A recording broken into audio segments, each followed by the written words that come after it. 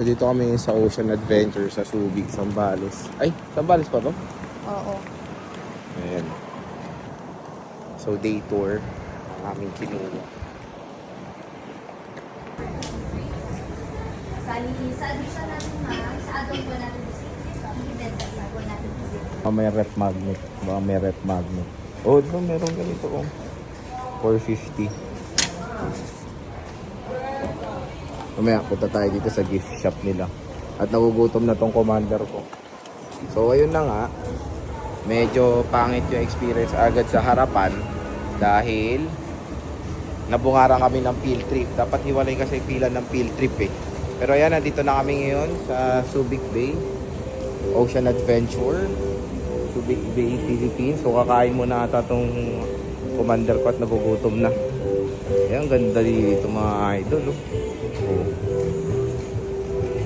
Uy, may yate oh. So may mapa naman. Kain mo na, tara. So ayan, maganda dito, pwedeng mga credit cards. So they accept credit card, cashless payment. So may mga schedule naman kasi. So kain muna siya. Ano ako kain? Wala kain. Ayan yung dolphins.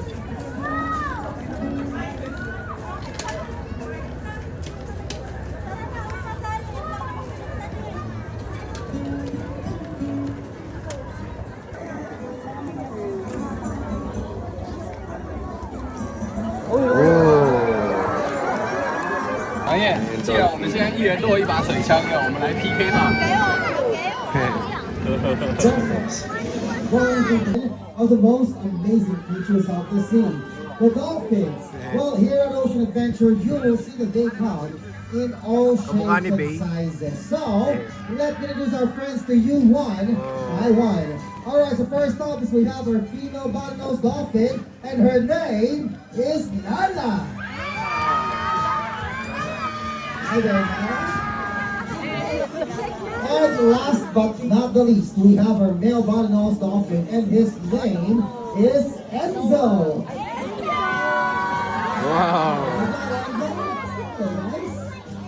Now, our dolphins are very friendly animals, and they would like to welcome you with a nice wave below. Come on, guys, say hi. Come on, everybody, say hi.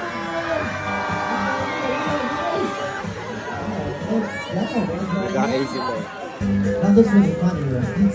But you know what? For dolphins, hold on the top of their heads. Now, everybody, listen.